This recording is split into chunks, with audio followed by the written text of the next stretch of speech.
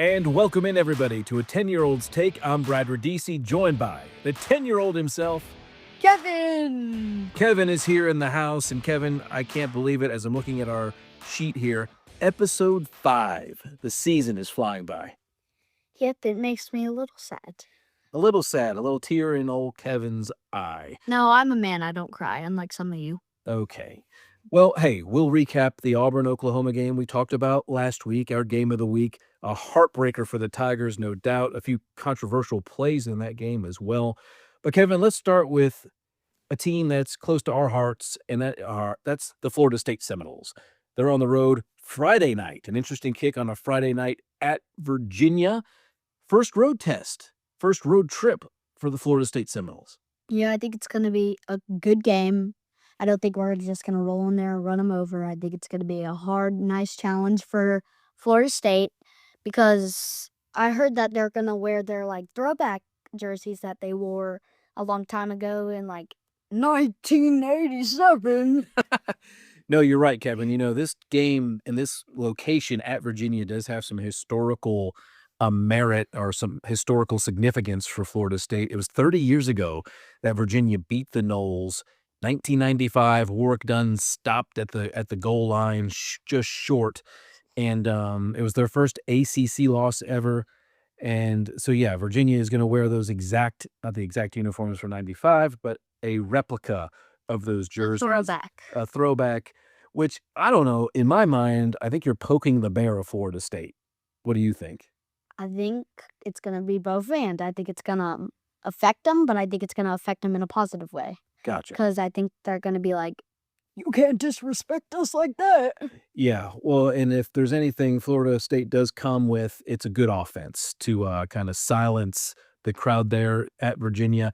Florida State has the number 2 ranked rushing offense, which at 363 yards a game, you can't believe that's second, but it is to Navy.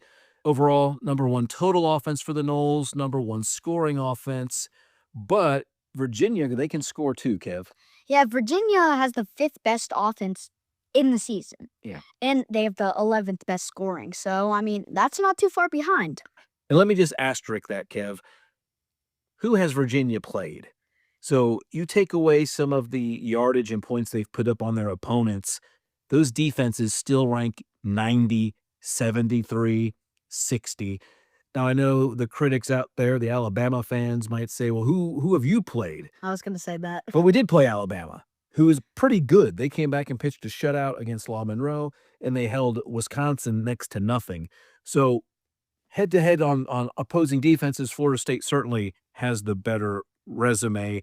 And, of course, we mentioned that rushing defense, Kev, and what does the rushing game do? The run game travels. It travels. So look for Florida State to just try to run it all day long, out-physical Virginia. I think we both like the Noles in this game. Anyway, we'll see how that game goes. That's Friday night. We like Florida State to win. We like Tommy Castellanos to run early and take the crowd out of the game. Auburn versus Oklahoma, Kev. It was our game of the week last week. Producer Brandon, did we get the pick right last week in this one? Good news, guys. You got the pick right. Tally-ho! Kev, you bet we did, buddy. High fives all around. We both picked Oklahoma. By the way, I have a complete clean record. He doesn't. That is true, Kev. You are undefeated in the game of the week picks. We talked about in that game, we'll go over this one quickly, Oklahoma's defense. It showed up, didn't it? Yeah, they held Auburn to 67 rushing yards, way down from where they had been doing. They had been averaging around 240. So, yeah, that Oklahoma defense really, really stepped up. Now, on the flip side for Oklahoma, they still can't rush it. Kudos to Auburn. They held the Sooners to 32 yards rushing. We thought Auburn could and would stop the run. They did.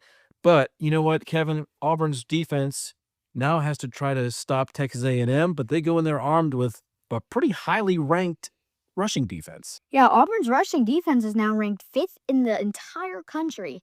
I think it might, but let's see if it helps them against the Aggies. The Aggies. Whatever. The Texas A&M Aggies, Kev. As an old friend of mine, Philip Poole, used to say, those damn Aggies. So sure we use that language on this? Well, yeah.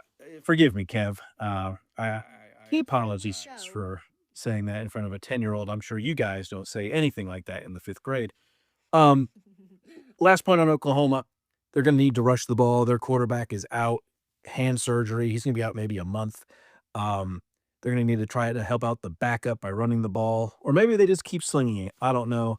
They do get a little bit bailed out, though, Kevin. They have 8 home games this year. They still have a lot of games at home. By beating Auburn, they improved to 148-15 at home over the past 26 years. It's time now for the game of the week. Dad, it's time for our game of the week. It's Alabama and Georgia. Kev, you sound so excited for the game of the week. Alabama I already know who's getting cooked. and Georgia. What a game. Big game Saturday night. And it's really kind of the second biggest event on the slate for us that night, isn't it? Yep. It's my dad's birthday, so we'll be celebrating DC's birthday that Saturday night and watching Alabama and Georgia. And Kevin, historically, this game would be kind of a run game showcase, defensive battle, big physical hits. But it's 2025. These offenses are a little bit different. Alabama's kind of a pass-happy team, and Georgia's kind of trending that way a little bit. I remember from 22, these two teams were like the big guys. Oh, for sure. Back when you were 8 or 7. But, hey, Alabama has Ty Simpson. People were on him after the Florida State game, but boy, he has rebounded, has had back-to-back fantastic games. He's the 8th highest-rated passer in the country.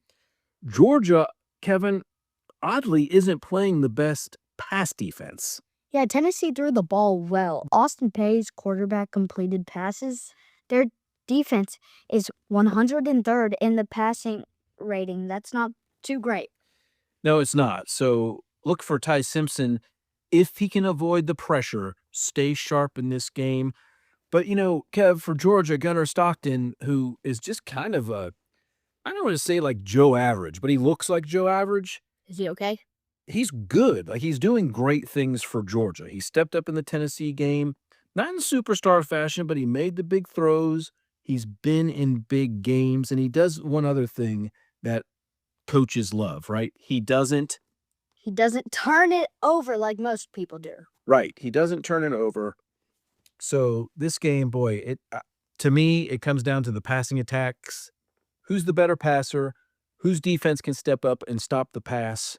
Who can disrupt the quarterback? Neither team has a huge run game this year. Of course, Alabama does get their big bruising back in the fold. Let's see how well of game shape he's in. Kevin, Georgia's won 33 straight at home. They're calling for a blackout. We remember how that went against Bama in 08. It didn't go very good. Yeah, I have no idea what you're talking about. Yeah, you were born in 2015, so you wouldn't. But it's a must-win for Alabama, Kev. They have to get this one. Like, if they win, it's like, if they lose their reputation. Well, yes, it takes a Kinda. big hit. When I say must-win, I mean you can get into the playoff with 2 losses, but boy, you're on life support at that point. So I'll ask you, Kevin, as we wrap up a 10-year-old's take here, who do you like? Do you like Alabama or Georgia? That's a really not tough one. I'm saying Georgia by 10. Woo! Hot take from a 10-year-old. Hot take.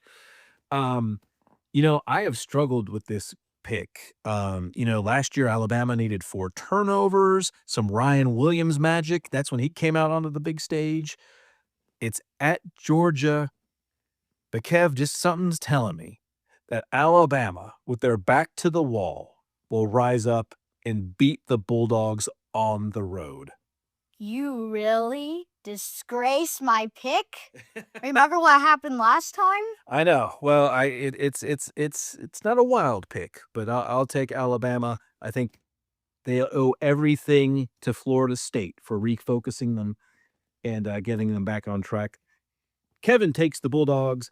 I take the Tide. And Kev, I think that kind of wraps us up for this week. Yep. So Samford and Furman are playing. What you call Furman, I call Furman. So Samford and Furman Oh, I didn't play see the R. my alma mater. Let's hope they get off the snide, and I think they will against the Paladins. They're at home at Pete Hanna Stadium, 2:30. and let's hope the Bulldogs and Chris Hatcher get the big win. Okay, and that's going to be another episode of 10-Year-Olds Takes made by Brad and your man, Kevin Radisi. Thank you for watching.